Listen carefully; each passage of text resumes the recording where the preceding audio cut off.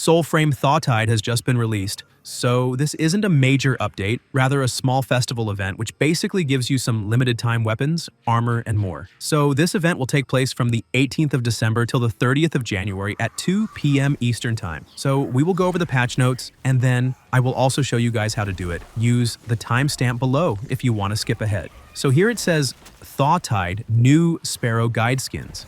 These are the skins for your guide sparrow that you can get in the event. I will also show you guys how to get each specific thing as well. Over here we see this image which showcases the new armor and weapons, but only some of them. And these weapons and armor pieces will always say Thawtide at the beginning. For example, here in the armory, we see Thawtide before the armor piece's name. So in this image, we see the full armor set, which looks okay, I guess, but the helmet looks good though. Then we also got a new weapon named the Maestro, which is a bow, and then another weapon called a Rostrum, which is a primary slot dagger, meaning you can't use it as a secondary. We also got a charm, which doesn't say what the buffs are. So now we come to this section, which is the runes. Over here we have the split bolt, which you can only get once you under the effects of the Koga, and you can get it from Kabocha. This gives you 10 additional projectiles that get thrown for 20 seconds and works on the polearm. Then we also got the Tree Fell rune, which works on a greatsword and can be acquired from the Castellan or Mendicant King, but also only under the effect of the Koga. For 30 seconds, charged heavy attacks charge 100% quicker, have a longer reach, and bypass 40 defense. And then the final rune is called the Pictrix, which works on the flyblades.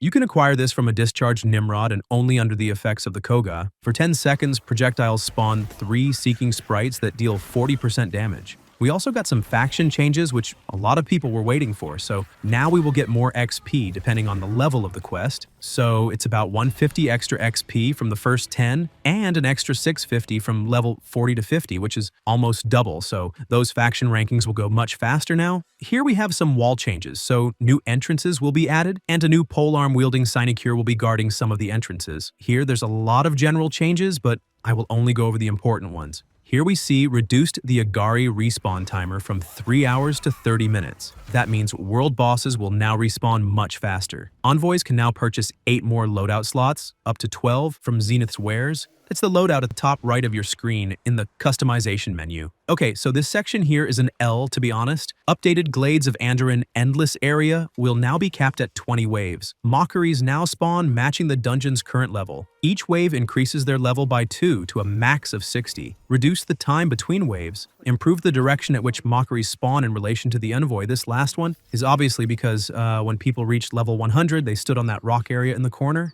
So yeah, this is a bad move from the developer, but anyway, moving on. Life Elixir now always drops after defeating an Agari. The Smite combat art has been clarified to indicate an increase in Smite chance, so this is for the activation of your runes. And then here we have some fixes. Okay, so now to do the actual event, what you're going to need to do is look around the map for these nest-like posts where birds will be calling you. Then once you interact with it, some guards will spawn. Then you defeat them and then gain a seed, which you will then need to craft. And once crafted, you will need to go around the world looking again for these posts. And once you destroy another post after crafting the seed, you interact with the destroyed post and you will get the bird skins. So these 2 bird skin fragments only come from the post, but the armor and weapon fragments come from the guards that are spawned. So basically, you just continue this loop over and over till you get the fragment.